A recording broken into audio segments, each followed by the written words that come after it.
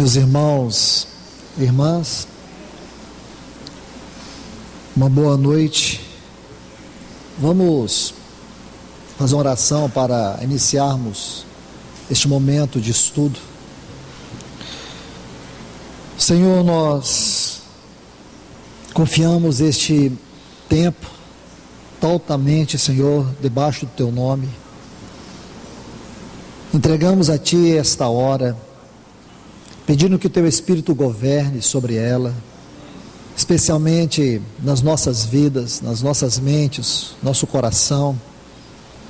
Ajuda-nos, Senhor, a compreender a Tua palavra, jorra luz em nosso coração, Senhor, para que possamos ir além daquilo que ouvirmos, Senhor. No nome do Teu Filho Jesus, nós Te pedimos, guarda-nos debaixo do Teu sangue, guarda-nos debaixo do Teu nome. Venha nesta noite honrar a Tua palavra entre nós. Edifica a Tua igreja, edifica o Teu povo, alimenta, que essa palavra seja como um cajado, como uma vara, que nos disciplina e nos guia para os pastos verdejantes, para as águas de descanso. Nós confiamos a Ti, ó Deus, este tempo. Confiamos que o Teu Espírito Santo, somente Ele é capaz de nos ajudar a tocar a vida da Tua palavra. Por isso nós Te pedimos, em nome de Jesus, o Teu Filho amado. Amém. Meus irmãos e irmãs, abram suas Bíblias aqui em Apocalipse, capítulo 13. Vamos ler os versículos 1 a 6. Já tivemos uma primeira exposição dos versículos 1 a 4. Agora vamos ver, nessa oportunidade, os versículos 5 e 6. Mas leiamos aqui desde o versículo 1.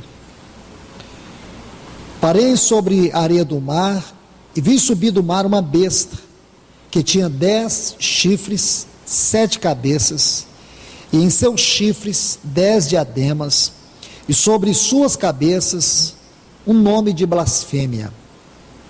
A besta que vi era semelhante a um leopardo, seus pés como de urso, e sua boca como a boca de leão. O dragão deu-lhe o poder, seu trono e grande autoridade. Vi uma de suas cabeças como ferida de morte, mas sua ferida mortal foi sarada, e toda a terra se maravilhou, seguindo a besta. E adoraram o dragão que dera autoridade à besta. E adoraram a besta, dizendo: quem é como a besta? E quem pode lutar contra ela? E foi-lhe dada uma boca, que proferia arrogâncias e blasfêmias e autoridade, para agir 42 meses. E abriu a boca em blasfêmia contra Deus, para lhe difamar o nome e difamar o tabernáculo, a saber, os que habitam no céu.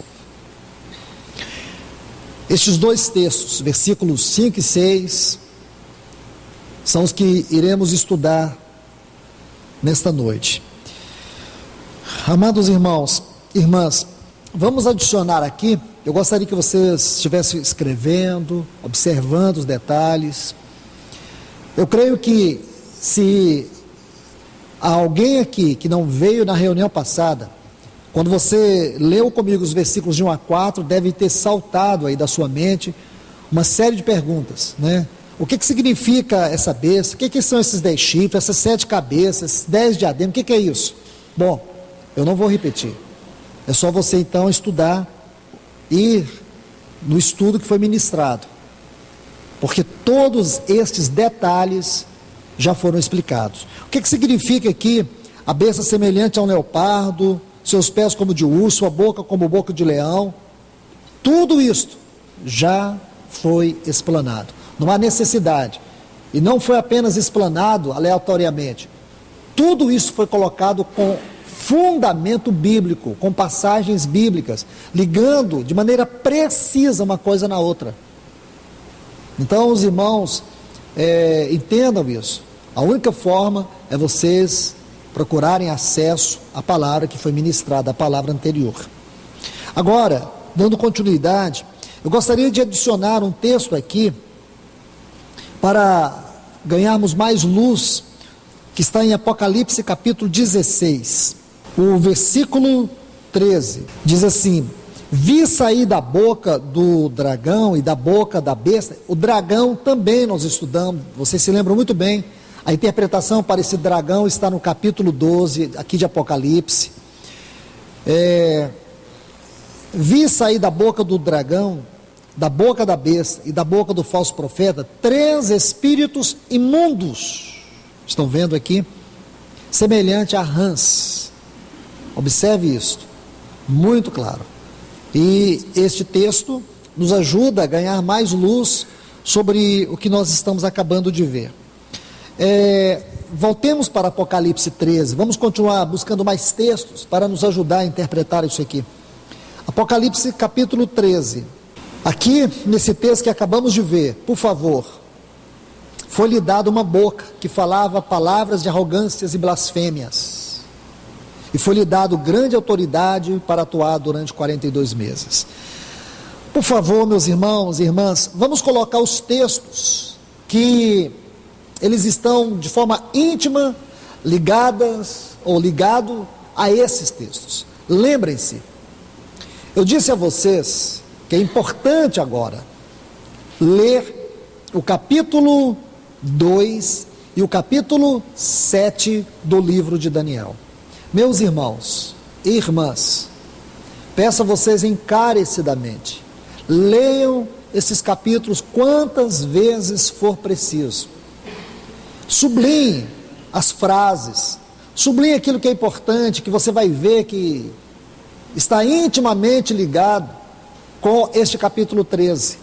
Agora, nós vamos fazer o mesmo exercício que fizemos no estudo passado. Vocês vão continuar com o capítulo 7 de Daniel. Coloque aí alguma caneta, sei lá, um cartão. Se você tem essas fitinhas que dividem os capítulos da Bíblia, coloca aí. Porque nós vamos sempre fazer essa leitura, Daniel 7 e Apocalipse 13. Ok? Daniel capítulo 7, o versículo 8, 11 e o 20. Está assim, Daniel 7, capítulo 7, versículo 8. Estando eu a observar os chifres, eis que entre eles subiu outro chifre pequeno.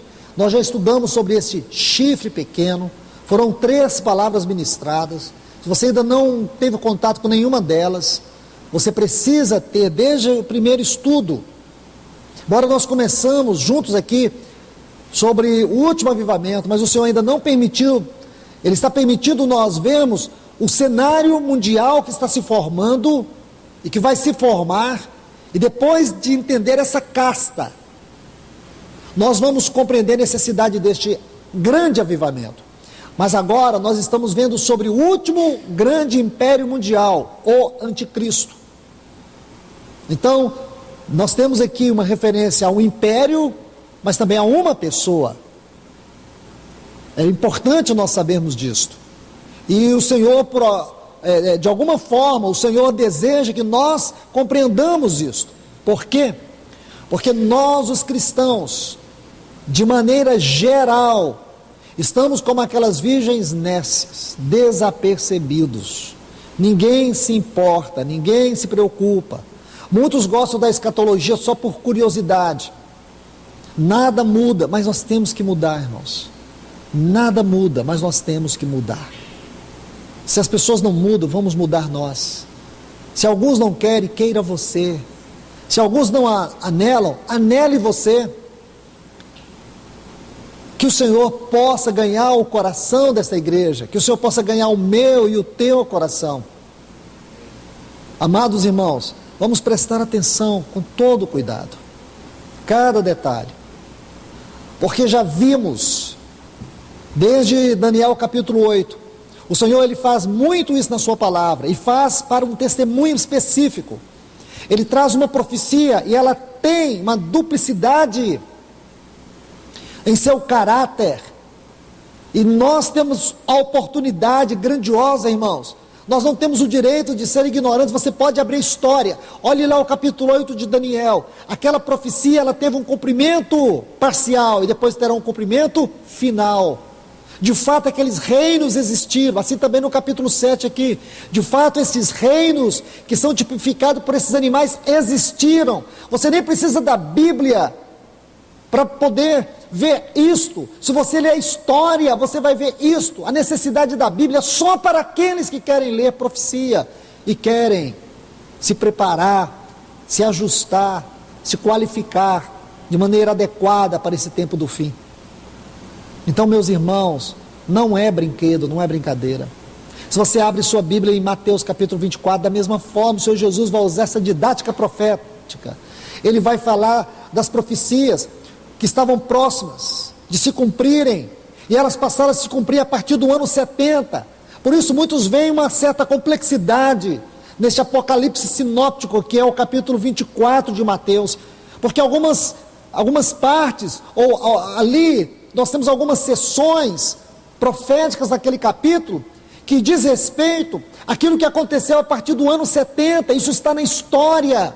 Você não precisa ficar só com a Bíblia, porque muitos irmãos e irmãs, eles não sabem que isso aconteceu. Aconteceu, irmãos, no ano 70, o general Tito, ele entrou, ele invadiu Jerusalém, o Senhor Jesus profetizou isto. É tão importante você ver. Então, ali nós vimos o cumprimento parcial. Aí, a partir do dia 14 de maio de 1948, nós vemos uma outra parte da profecia se cumprindo. E a outra parte o Senhor reservou para os nossos dias. E tudo isso tem uma forte conotação, ou configuração, conexão. Então, meus irmãos e irmãs, por que o Senhor nos dá isso?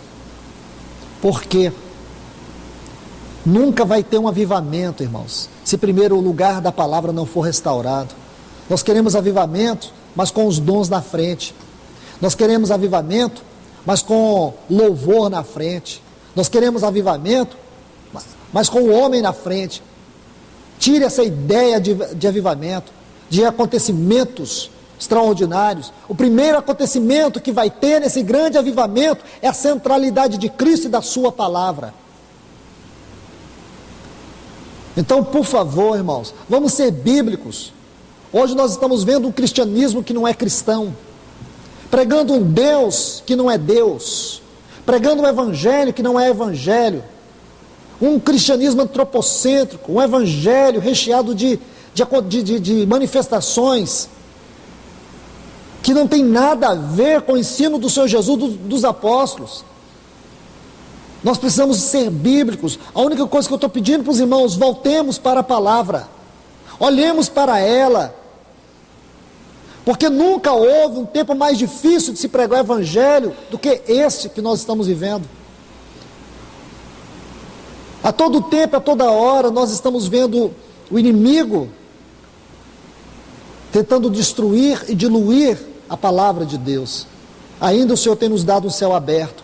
Vamos amar esse céu aberto, vamos adorar o Deus que nos abriu esse céu, e o seu Espírito e o seu Filho que tem nos alimentado. Que privilégio é para mim e para você poder receber essa palavra, ler a Bíblia, interpretar a Bíblia pela Bíblia, sem rodeios. O que não for possível interpretar, nós não vamos interpretar, não vamos ficar criando aqui polêmicas, mas olhe para a Bíblia, é isso que a Bíblia diz. Então vamos ler a Bíblia, e graças a Deus é o que o Senhor tem feito conosco aqui pelo seu Espírito. Ele tem aberto sua palavra para nós. Então vamos aqui, meus amados irmãos e irmãs, Daniel capítulo 7, versículos 8, 11 e 20. Olha o versículo 8.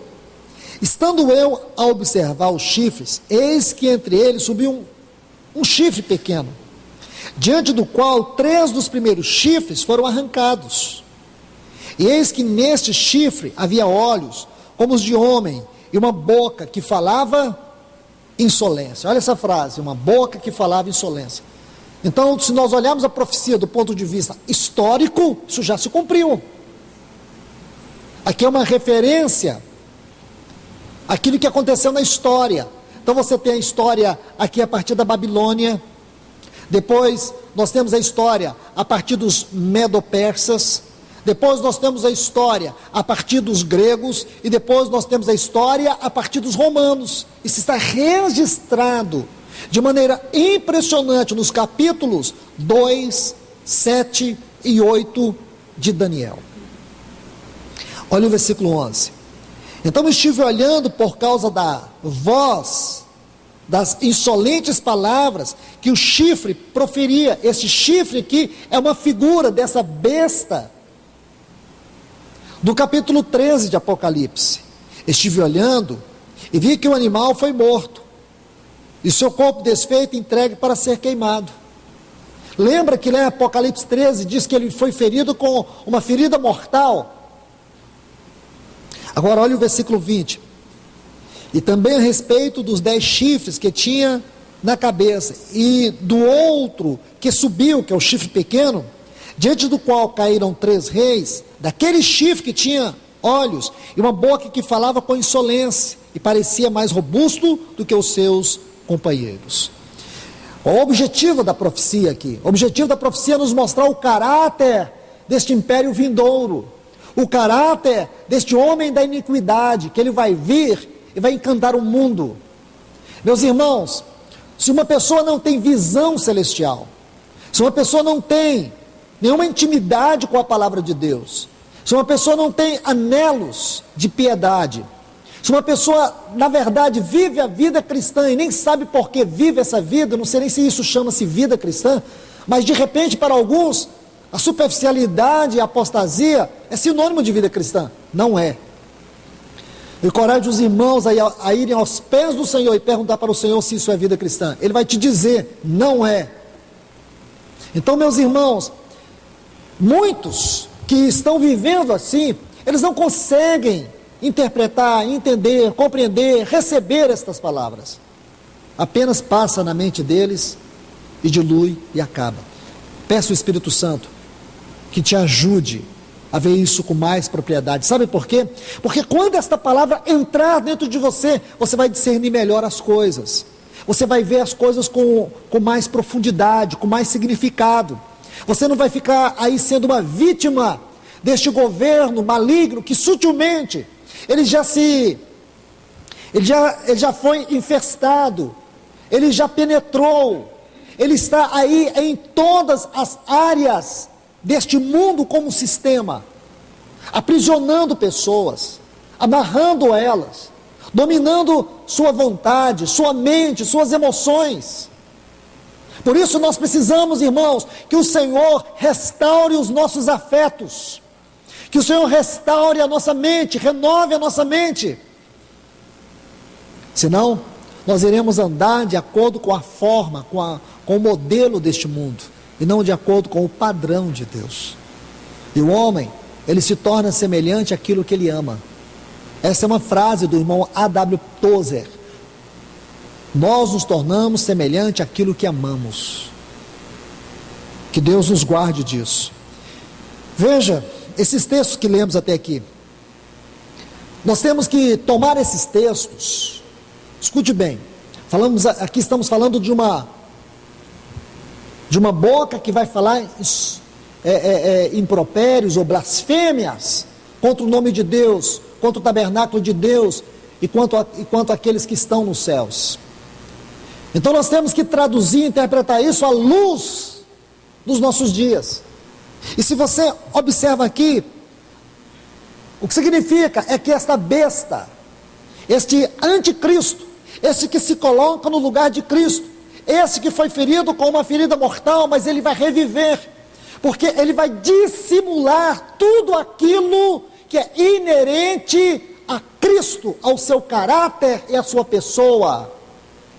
Escute isso, ele vai dissimular. Por isso, ele vai enganar o mundo como se ele tivesse ressurreto. E você pensa que isso é difícil? Deixe-me dizer uma coisa para vocês, não é difícil.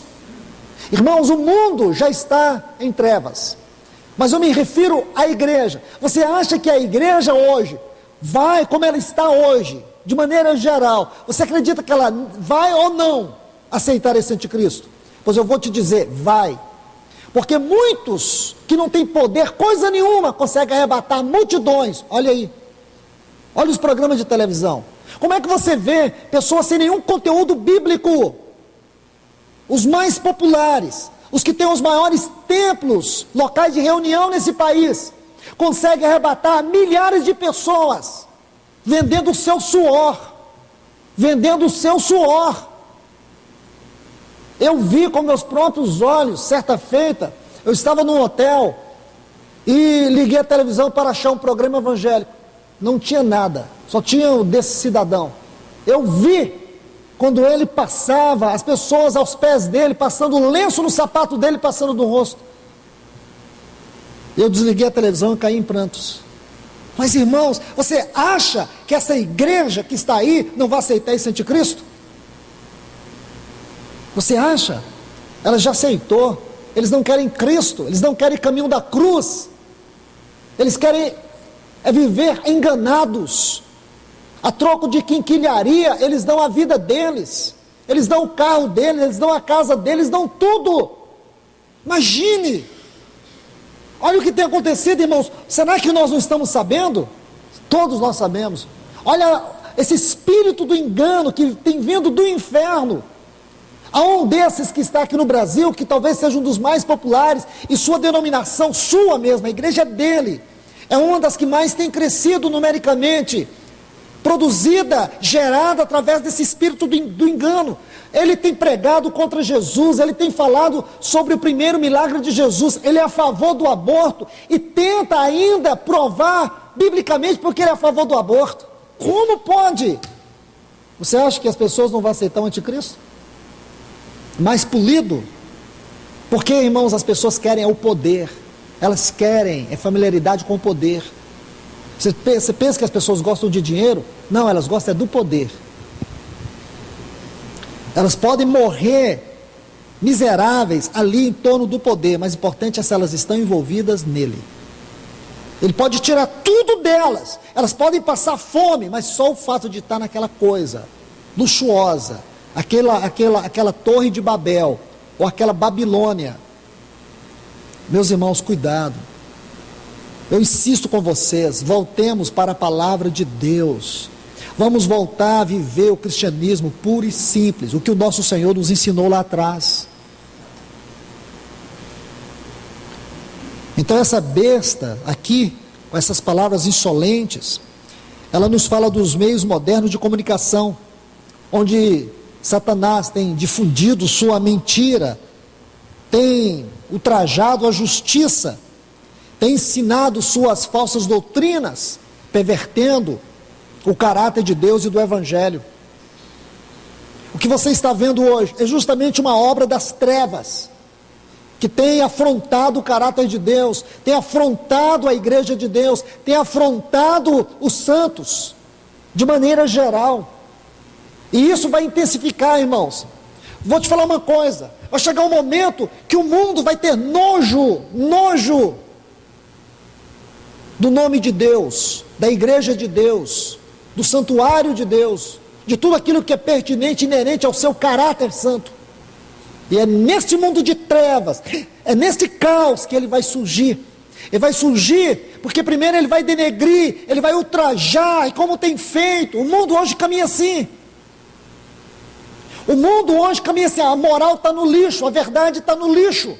Então vai chegar um momento de um descrédito generalizado. E ele vai surgir aqui nesse caos. Porque a igreja vai perder sua referência. O testemunho de Deus vai ser colocado em opróbrio. Porque é o que você vê todos os dias. Tem uma notícia, alguém se dizendo cristão, fazendo as piores coisas. Se você ler uma revista, está lá alguém dizendo, mas é cristão.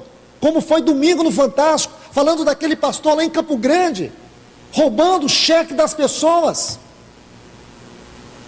E eu creio que ninguém deve se lembrar de alguém que teve um nome ali com o cheque roubado. Mas uma coisa ficou gravada no mundo todo, que viu aquela notícia.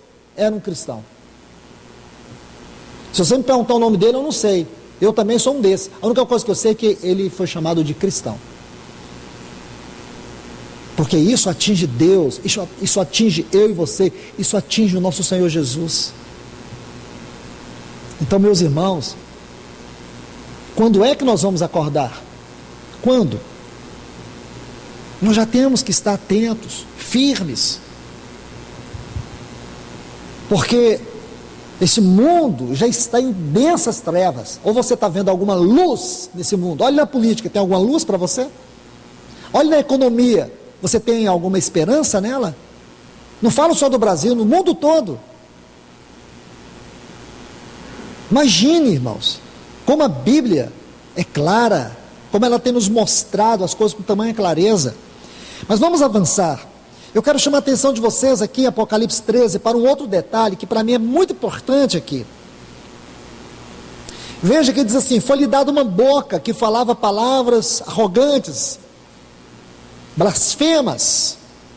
Foi-lhe dada autoridade para atuar durante 42 meses. Deixe-me colocar isso com muito cuidado. Eu peço que vocês tenham bastante atenção aqui nessa frase: 42 meses. Meus irmãos, até que houve aquele calendário gregoriano, para os judeus, um mês tinha 30 dias. Guarde isso, 30 dias. Isso é muito importante. Você multiplica 42 meses por 30, quantos dias você vai ter? 1260. Sabe o que isso representa? 3 anos e 6 meses, que será o tempo da grande tribulação. Preste atenção nisso. Nós vamos ler uma série de textos na Bíblia que fala sobre isso. Eu gostaria que vocês guardassem. Vamos com muita paciência ver isso.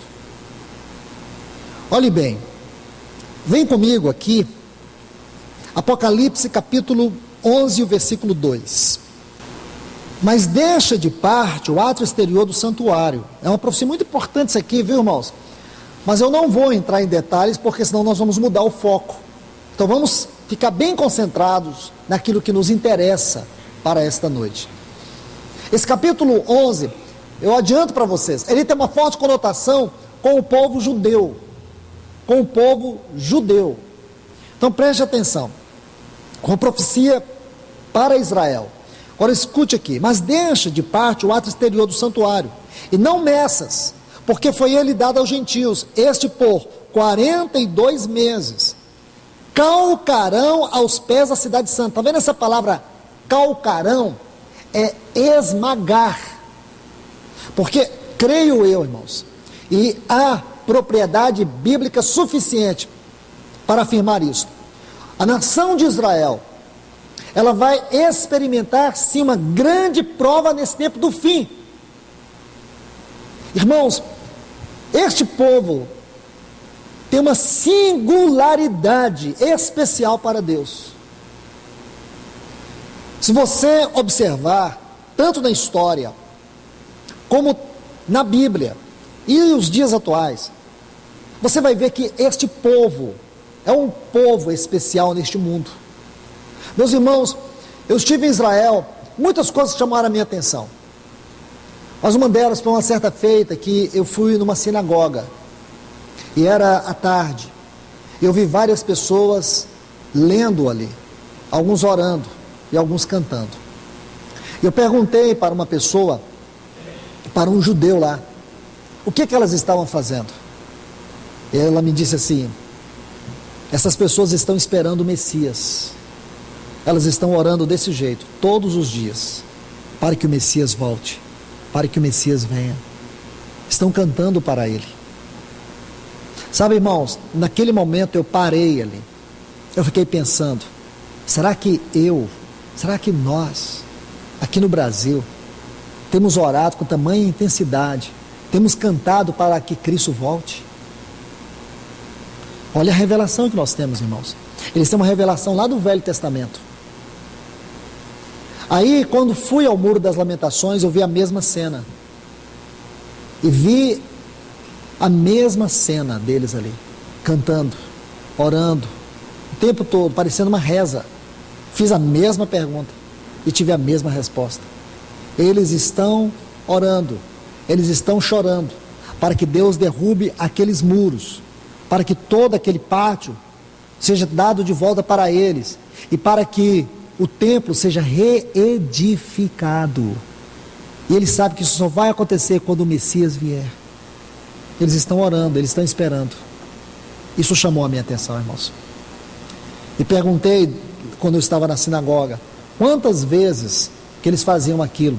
Sabe qual foi a resposta que aquele judeu me deu? Todos os dias.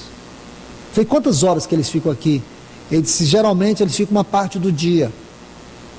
Imagine, irmãos, todos os dias eles vão ali chorar, adorar e clamar que o Messias volte, que o Messias venha.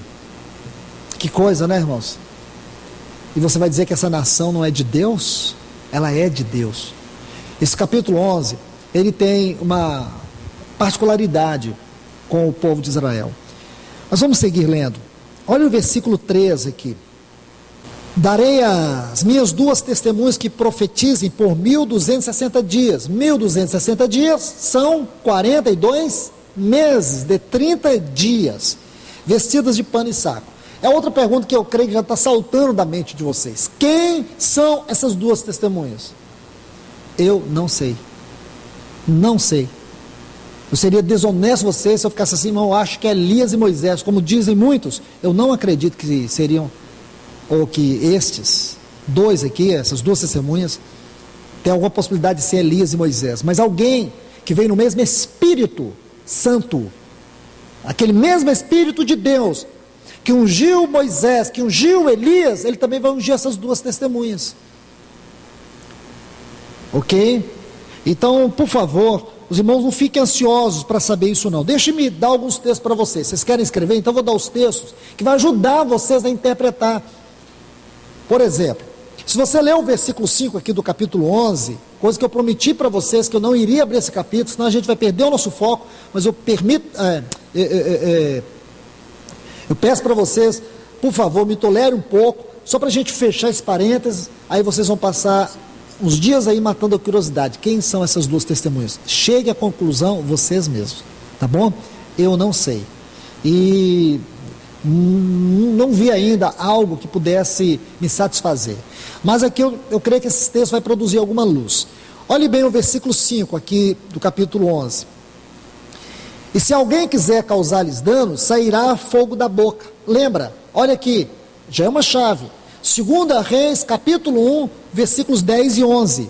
Lembra quando Elias estava aqui nesse capítulo? Diz que ele estava em determinado lugar e vieram um exército prendê-lo. E que ele dizia, ele proferia, se eu sou homem de Deus, desça fogo e consuma esses homens. E descia fogo e consumia todos os homens. Então nós temos aqui uma característica do Elias, mas não o Elias. Alguns até dizem, mas irmão, Elias, ele não experimentou a morte. Mesmo assim, irmãos, eu ainda tenho muita dificuldade de acreditar que é ele. Agora eu digo para você, se é ele ou se não é ele, para mim não vai fazer nenhuma diferença. Essa profecia está restrita à nação de Israel. Não vai mudar nada. Se você achar, eu achar, não vai mudar nada. Olha o versículo 6. Eles, quer dizer, as duas testemunhas, têm poder para fechar o céu. Outro texto que vai te ajudar aqui, 1 Reis, capítulo 17, versículo 1. Lembra que Elias chega para Acabe e ele fecha os céus e durante 3 anos e 6 meses, irmãos. É curioso isso? Não choveu. 3 anos e 6 meses, 1260 dias ou 42 meses. É curioso isso? Aí mais ainda, para que não chova nos dias da sua profecia, e tenha o poder sobre as águas, para convertê-las em sangue, para ferir a terra com todo tipo de pragas, quantas vezes quiserem. Então aqui você vai ler Êxodo, o capítulo 7, os versículos 19 e 20, Êxodo, capítulo 7, os versículos 19 e 20, e também aqui no capítulo 7 de Êxodo, você vai ler por último, faz essa sequência, Êxodo 7, 19 e 20, e depois você vai ler Êxodo 7, ainda no capítulo 7 você vai ler o versículo 10, aí você vai chegar à conclusão que de certa forma, sim, o que está sendo dito aqui, aconteceram, são fatos que aconteceram na vida de Moisés e de Elias, sim, mas nós estamos lendo profecia, então você não pode pegar uma profecia e achar que 2 e 2 são 4, Profecia requer mais cuidado. Então vamos entender isso com muito cuidado aqui. Amém, irmãos? Agora vamos avançar na nossa leitura, por favor. Voltemos aqui para o livro de Daniel, por favor. Daniel capítulo 12. Então nós temos aqui 42 dias. Vamos para Daniel capítulo 12, versículo 11. Depois do tempo em que o sacrifício diário foi tirado e posta a abominação desoladora, haverá ainda 1200, aqui tem 30 dias a mais, 1290 dias, seria 43 meses. Profeticamente falando, essa diferença não faz o menor sentido, nem para mais, nem para menos. Então, profeticamente falando, não faz. Mas que no contexto aqui, vocês sabem muito bem que esse texto aqui, ele tem essa conotação profética. Nós vimos isso no capítulo 11, vimos no capítulo 8. Fala dos episódios que estão entrelaçados aqui. Voltemos. Apocalipse capítulo 12. Então estamos vendo aqui os 1260 dias. Vamos ver. Nós já acabamos de ler, que foi o versículo 3 do capítulo 11, também fala 1260 dias.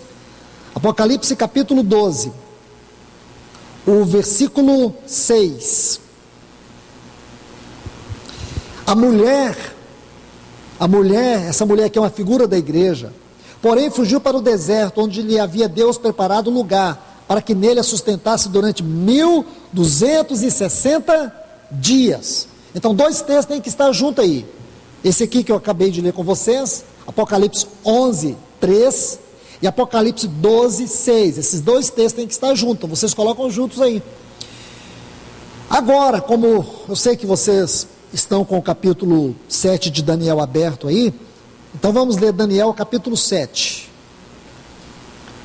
Me desculpe ficar indo para lá e para cá, mas para a gente seguir uma ordem didática dessa leitura, vamos ver esses 42 meses ou 1260 dias, dito em outras palavras.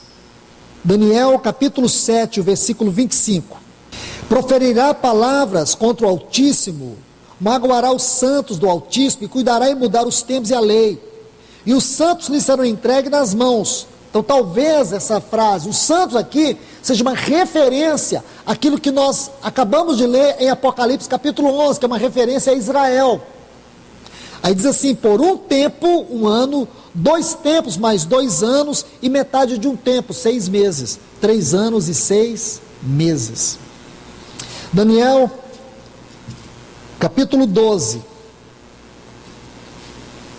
versículo 7. Ouvi o homem vestido de linho, o artigo o, aqui já define que é esse homem, que estava sobre as águas do rio, quando levantou a mão direita e esquerda ao céu e jurou por aquele que vive eternamente, que isso seria depois de um tempo, 2 tempos e metade de um tempo. E quando se acabar a destruição do poder do povo santo, que talvez seja esta referência à nação de Israel, essas coisas todas se cumprirão. Agora, por favor, vamos para Apocalipse capítulo 12. Vocês estão aí bem próximos, não tem nenhuma dificuldade. Apocalipse capítulo 12. Vamos ler o versículo 14. E foram dadas à mulher as 2 asas da grande águia, para que voasse até o deserto, ao seu lugar, aí onde é sustentado durante um tempo, 2 tempos e metade de um tempo, fora a vista da serpente. Então é bom vocês fazerem também, irmãos, essa distinção. Quando a promessa está relacionada, a profecia está relacionada com a igreja, então você vê, ela vai ser guardada, você vê que a mulher vai ser guardada, mas você vai ver que em outro lugar diz que os santos, o anticristo, ele vai ter uma determinada, uma certa, bem entre aspas, ele vai de certa forma prevalecer sobre o povo santo. Talvez esse povo separado, e é o que eu creio, é uma referência à nação de Israel. Então, por favor, vamos concluir todas essas leituras que fizemos, colocando alguns pontos práticos aqui. Primeiro ponto, é que esses 42 meses corresponde aos 1.260 dias, que é uma referência aos 3 anos e 6 meses que corresponde à grande tribulação. Que fique claro isso para nós. 42 meses, 1.260 dias, que corresponde aos 3 anos e 6 meses da grande tribulação. Segundo, é de fundamental importância para todos nós. Sabemos que em cada passagem, onde temos aqui esse contexto profético, fazendo referência, seja aos 42 meses, seja aos 1.260 dias, ou um tempo, 2 tempos e metade de um tempo, Deus está comunicando a nós algo concernente a este governo das trevas, a este império do anticristo, a este último império que vai surgir sobre o mundo antes da volta do nosso Senhor Jesus Cristo. Então, por favor, procure discernir através da palavra de Deus, com a ajuda do Espírito Santo, porque aqui nas frases nós vamos encontrar detalhes. Esses detalhes são avisos para nós. É a voz de Deus falando para nós. Como será? O que ocorrerá? Nós temos que discernir, nós temos que pedir ajuda ao Senhor para abrir os nossos olhos espirituais, para que possamos ver detalhadamente, cuidadosamente, o que de fato vai acontecer. Veja, vamos tomar aqui alguns exemplos. Capítulo 11, versículo 2 de Apocalipse, quando diz que por 42 meses calcarão, pisarão, a palavra que esmagar com os pés, isto é, a santa cidade, que é uma figura, a Jerusalém, vai ser esmagada, vai ser pisoteada, porque nós sabemos que haverá uma grande guerra, e o anticristo vai pelejar contra esta nação, porque essa nação tem se tornado uma nação odiosa para muitos dos povos atuais, como por exemplo para os sírios, para muitos dos povos árabes, para a grande maioria deles, o Irã e muitos outros povos. Eles vão se juntar um dia contra esta nação. O Irã tem promessa de varrer do mapa a cidade de Jerusalém e o Estado de Israel, ou a nação de Israel. É uma promessa do Irã. Hoje, eu ouvi uma notícia que chamou muito a minha atenção.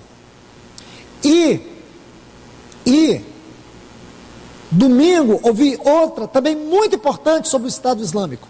Um repórter brasileiro que esteve na Turquia, inclusive ele esteve na Síria, e ele foi preso quando estava atravessando a fronteira da Turquia.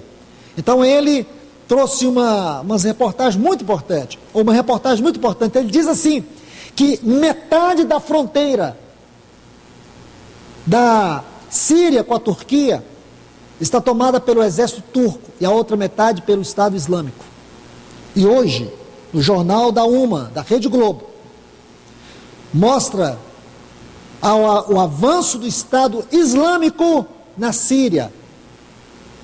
E nessa reportagem diz que quase a metade das cidades importantes da Síria já está tomada pelo Estado Islâmico. Ninguém se importa com isso, tem que se importar. Porque este império das trevas, nunca, irmãos, nunca, eu falo desde a Segunda Guerra Mundial para cá, nunca houve um povo mais cruel do que este, nunca houve um exército pior do que este. Hitler parece um bebezinho inocente perto desses aí. Imagina o que Hitler fez, irmãos. 6 milhões de judeus, ele varreu da face da terra, mulheres e crianças. O Estado Islâmico não é um Hitler, não. Pegue um Hitler e multiplica por centenas e milhares. Pense nisso, irmãos. Imagine, o objetivo disso um dia é atingir Israel. Cristãos estão sendo mortos. Judeus estão sendo mortos. E todas as nações simpatizantes de Israel estão sendo varridas, destruídas. Queridos irmãos e irmãs, olhe essa frase: esmagarão com os pés a cidade santa. Apocalipse 11:2. Vamos para mais um texto. Você não precisa abrir, mas se você quiser, anote. Daniel 12:11. Quando diz: depois de um tempo em que o sacrifício diário foi tirado e posta a abominação desoladora. Eu peguei esse texto por causa dessa frase, abominação desoladora, onde ele fala dos 1290 dias. Então eu quero que você pegue essa frase, abominação desoladora, porque o nosso Senhor usou esta frase, em Mateus capítulo 24, versículo 15, quando ele disse: quando pois virdes a abominável desolação, ou a abominação desoladora, de que falou o profeta Daniel, no lugar santo, quem lê, entenda. Olha o que o Senhor Jesus está dizendo aqui, para que eles não fossem ignorantes quanto à profecia, porque o que o Senhor estava falando, irmãos, iria começar a acontecer 40 anos depois. A próxima geração iria experimentar aquilo. Então, meus irmãos, veja isso. Se você ler com cuidado a história, você vai saber, o general Tito, ele cercou a cidade de Jerusalém por 4 anos. A cidade ficou sitiada desde o ano 66 depois de Cristo. Imagine isto. A partir dali vai começar um período conhecido como diáspora, quando os judeus perdem a sua terra, e eles só vão reavê-la no dia 14 de maio de 1948, quando um brasileiro chamado Oswaldo Aranha, foi ele o redator de um importante documento que reintegrava os judeus à sua terra. Isso é história, irmãos, mas é profecia, isso está na Bíblia. O Senhor disse assim: olhai para a figueira, quando verdes os seus ramos florescer, sabeis que está próximo o tempo da colheita. Então, desde essa data, irmãos, desde essa data, que começou ali no dia 14 de maio de 1948, começa-se a cumprir todas as profecias, aquelas 20 profecias que faltam se cumprir, elas vão começar a partir daí. A que hora nós estamos da noite, irmãos? Você pensa: eu ainda tenho muito tempo. Só que para Deus 1000 anos é como um dia. O tempo de Deus não é o nosso, irmãos. Nosso tempo chama-se Cronos, o tempo de Deus é Kairos. Então, se eu e você não nos prepararmos, a culpa não é de Deus, é nossa. Olha o que está em 1 Coríntios 14: se a trombeta der um alarido incerto, quem se preparará para a batalha? Então eu espero que a trombeta esteja tocando entre nós de maneira correta, que ela não dê o som incerto, irmãos, mas que ela nos dê o som correto, o som de Deus, o som dos céus. Vamos para Apocalipse capítulo 12, o versículo 6, considera também um texto aqui que é muito importante. Já lemos ele, mas vamos ver com detalhe. Diz assim: a mulher, porém, fugiu para o deserto, onde lhe havia Deus preparado um lugar para que nele a sustentasse durante 1260 dias. Eu creio, irmãos, se você diverge de mim, nós não temos problema. Eu quero deixar claro para você.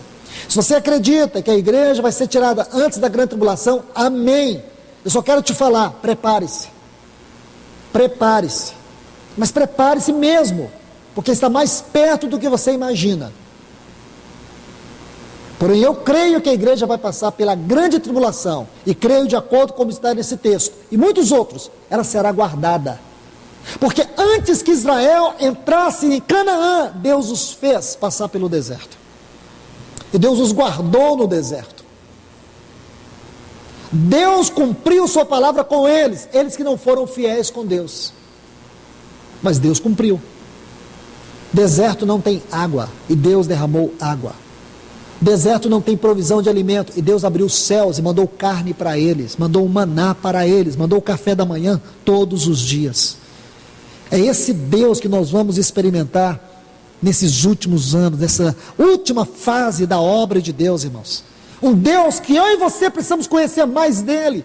E esta igreja que está aqui, sendo preparada para esse tempo, ela vai ter uma experiência ainda muito maior do que aquilo que Israel teve e também aquilo que a igreja primitiva teve. Porque existe uma porção do vinho que Deus reservou para a última fase da sua obra. Como está registrado em João 2, o primeiro milagre de Cristo aponta para o último milagre de Cristo para com a sua igreja. Amém? Então veja aqui, a mulher fugiu para o deserto. Então essa mulher é a figura da igreja. Nós teremos que ler todo esse capítulo 12, não vamos fazer isso para não mudar o foco. Mas ela tem ali uma visão, a visão dessa mulher ela vai se amplificando na história e na palavra. À medida que você olha para essa mulher, ela começa no capítulo 2 de Gênesis e termina no capítulo 21 e 22 de Apocalipse. Vou repetir. Essa mulher do capítulo 12, ela começa ali no capítulo 2 de Gênesis. Lembra? A Bíblia diz que Deus criou o homem do pó da terra. A palavra criou ali é uma palavra muito importante. Criou a partir de um elemento existente. Deus criou o homem do pó. Havia o pó, então Deus criou o homem desse pó. Mas quando a Bíblia fala da criação da mulher no capítulo 2 de Gênesis, diz que Deus tomou, ali a partir do versículo 18, não é bom como esteja só, fale-lhe uma adjuntora, que lhe corresponda, que lhe seja idônea.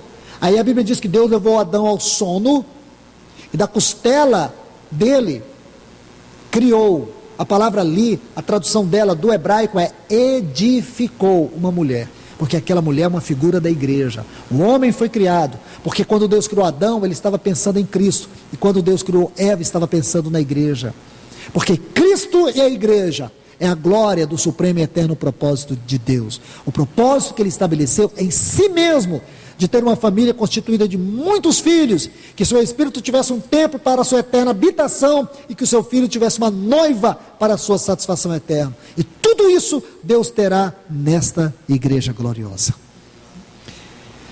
Ou nesta mulher. Então ela vai se ampliando, ou se amplificando na visão bíblica. Aquela mulher de Gênesis 2, depois essa mulher Israel, depois essa mulher Maria, depois essa mulher igreja, e depois ela é uma grande e gloriosa cidade nupcial, aquela nova Jerusalém, que desce ataviada como uma noiva. Então, meus irmãos, isso tudo é lindo, essa mulher do capítulo 12, aí diz, a mulher porém fugiu para o deserto, a mulher é a igreja. Agora deserto, biblicamente falando, é o lugar onde a face dos cuidados e da provisão de Deus se manifesta para o seu povo. O deserto não é um lugar negativo para o povo de Deus, o deserto é um lugar positivo para o povo de Deus. Em Osés Deus diz assim, eis que eu a atrairei ao deserto e lhe falarei ao coração. Deus, quando levou o seu povo para o deserto, ele colocou uma nuvem sobre o seu povo.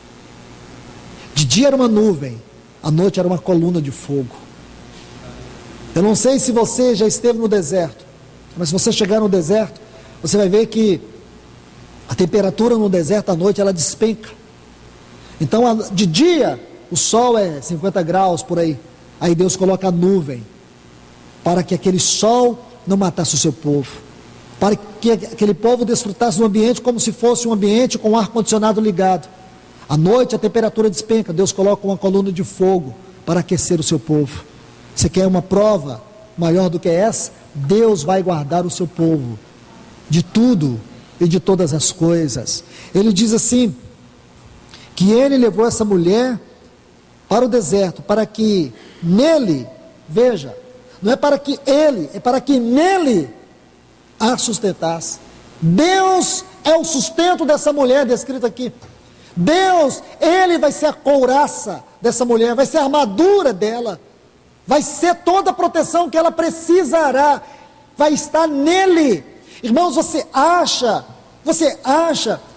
que essa igreja que vai viver esse tempo do fim, essa igreja esquelética espiritualmente falando, essa igreja mundana, laodiceana que está aí? Não, a igreja a qual a Bíblia está dizendo aqui, esta mulher, é uma igreja vencedora, é uma igreja que ela vai resistir ao mundo, à carne e ao diabo. Ela está sendo preparada agora, ela não vai cair de paraquedas na história, ela está sendo gerada pela palavra, através da obra do Espírito Santo. Então eu e você temos que desejar ser esta mulher, desejar ser esta igreja. Então veja isso, irmãos. Olhe bem o versículo 14 aqui do capítulo 12 de Apocalipse. Foram dadas à mulher as duas asas da grande águia, preste atenção nisso, para que voasse até o deserto, ao lugar onde é sustentada. Eu quero que você observe isso com muito cuidado. Ao lugar onde é sustentada, durante um tempo, 2 tempos e metade de um tempo, fora da vista da serpente. Aqui no capítulo 12 vai dizer que a serpente é o dragão é a antiga serpente, fora do alcance. Deus vai guardar ela, 1000 cairão ao teu lado, 10.000 à tua direita, mas tu não serás atingido. É o que o Senhor nos promete, porque a mim se apegou, eu também o livrarei e guardarei no alto lugar. Porque guardaste a palavra da minha perseverança, também eu te guardarei da hora da provação, que virá sobre o mundo inteiro para provar os que habitam na terra. Tem promessa para nós. O Senhor diz assim: quando vede essas coisas acontecerem, não é para você furar buraco, se esconder, guardar comida, não. Quando vocês vides essas coisas acontecerem, alegrai-vos, porque a vossa redenção está próxima. A palavra da Bíblia não é para a gente correr e nem ficar com medo. A Bíblia diz que ficarão de fora os covardes. Os covardes vão ficar de fora, junto com os feiticeiros. Os covardes vão ficar de fora. Deus quer um povo ousado, Deus quer um povo corajoso. Quem são os seguidores do Cordeiro? São aqueles que não amaram a sua própria vida. Hoje a gente ama, irmãos. Se a gente falar que a gente vai sofrer uma enxaqueca por causa do Senhor, a gente já quer procurar um médico. A gente fala assim: a gente vai ter uma unha encravada por amor a Jesus, meu Deus, a gente já vai no especialista. Porque nós não queremos pagar preço nenhum, nós queremos ganhar o céu, nós queremos ganhar o reino dos céus, se vier numa embalagem de presente, muito bonita ainda, com a etiqueta de um shopping. Preço, cruz, ninguém quer pagar. Remova isso, irmão, nós temos um preço para pagar, o preço da nossa fidelidade. Ser fiel até a morte, dar-te-ei a coroa da vida. Olha isso, irmãos, deixe-me falar um pouco sobre essa águia. Capítulo 19 do livro de Êxodo. Eu vou usar esse capítulo porque ele é muito importante para nós nesse contexto. Êxodo capítulo 19. Olha o versículo 4. Isso aqui o Senhor escreveu para você. Isso aqui o Senhor escreveu para nós, para esse último tempo. Irmão, sabe uma das coisas lindas que o Espírito Santo está fazendo? Ele está tomando o nosso coração e os nossos olhos de volta para textos que existem na Bíblia, que foram escritos precisamente para esse tempo do fim, para nós. Para nós. Esse texto é um deles. Diz assim: vós tendes visto o que fiz aos egípcios, e como vos tomei sobre asas de águia, e vos trouxe a mim. Que lindo isso, irmãos. Olha o que o Senhor diz: vocês viram o que fiz aos egípcios? Era um império, era o maior império do mundo. Os egípcios naquela época, o povo de Deus era um nada se comparasse com o Egito. O povo de Deus não era nada, eles não tinham nenhuma arma, mas eles tinham a maior de todas. Deus era a arma deles. Aqui diz que nós vamos ser sustentados nele, não é por ele, nele. Isso é maior do que você pode imaginar. Olha o que diz, Deus diz: vocês viram o que eu fiz aos egípcios? Vocês viram? E como eu vos tomei sobre asas de águia, porque a águia na Bíblia é uma figura do divino, é uma figura de Deus, e vos trouxe a mim, a Ele, porque Deus mesmo, Ele mesmo, estava cuidando do seu povo.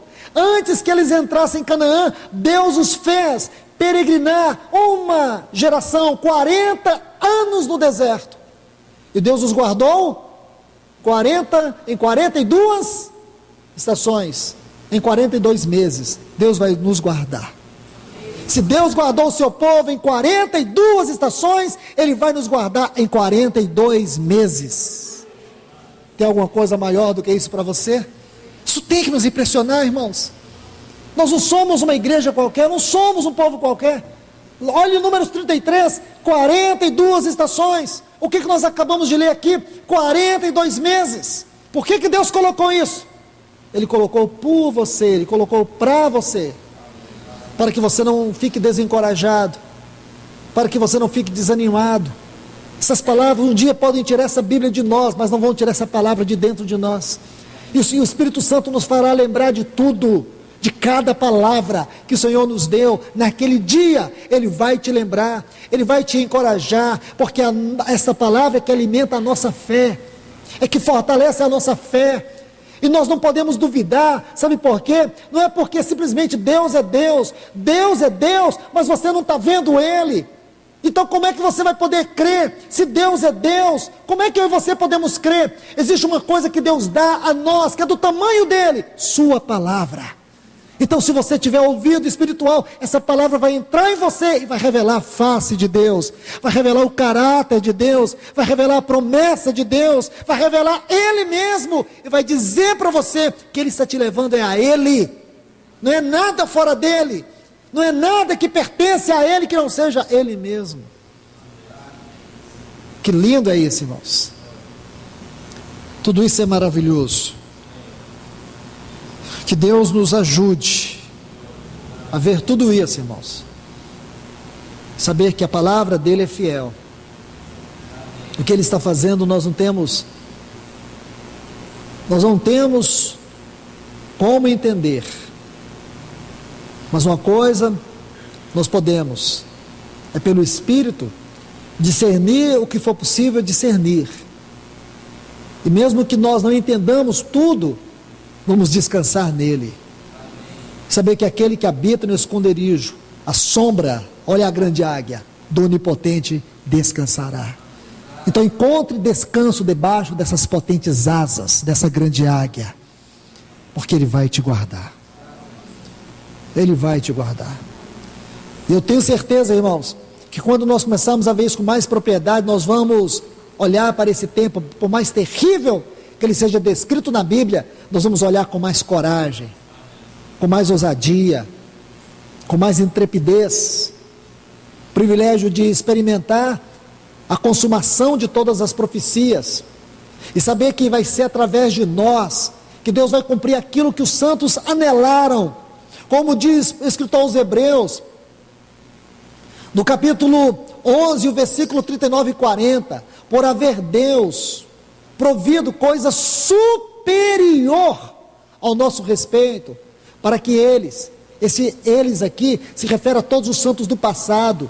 Lembre-se dos patriarcas, lembre-se dos profetas, os sacerdotes, todos os homens piedosos do passado. Lembrem-se dos apóstolos, lembrem-se daqueles que foram chamados pais da igreja, aqueles apologetas, que proclamavam o testemunho doutrinário na história que o diabo tentou perverter. Lembre-se daqueles pré-reformadores, o Wycliffe, John Hus. Lembre-se de Martinho Lutero, Zwinglio, Calvino e tantos outros. Todos estes que já passaram de nós, todos eles morreram nessa esperança de serem esta igreja do tempo final. Mas Deus proveu coisa superior ao nosso respeito, para que eles, sem nós, a palavra está lá, não fossem aperfeiçoados. A tradução aqui é uma infeliz tradução. É para que eles sem nós não tivessem suas carreiras completadas, isto é, Deus não terminou essa carreira, ou todo esse trabalho, através deles. Deus vai concluir através de nós, e quando Deus concluir, tudo que eles plantaram terá a sua consumação, e a sua glória final. Deus chamou eu e você para correr, para percorrer esta última fase da sua obra, essa estrada final, essa senda final, é para esta igreja que está aqui. Então, meus irmãos, não abaixem as vossas cabeças. Dias difíceis, crises por todos os lados, mas vamos permanecer firmes e encorajados, pelo Senhor, pela sua palavra, pelo seu Espírito, porque Ele vai nos dar ainda um tempo de refrigério. Nós experimentaremos um grande interior e poderoso avivamento, e que isso já esteja sendo plantado no nosso coração, porque Deus está restaurando dentro de nós o lugar da sua palavra. Que Deus nos abençoe, irmãos. Pai, nós te louvamos e te adoramos.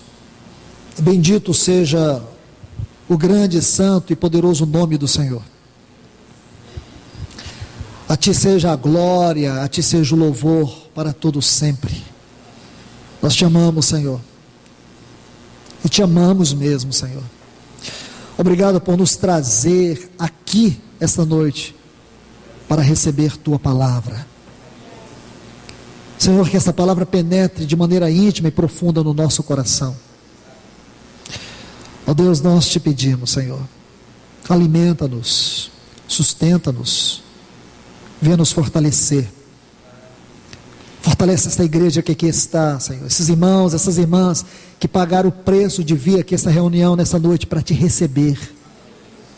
Não é para receber algo que vem de ti, muito mais, é o Senhor mesmo.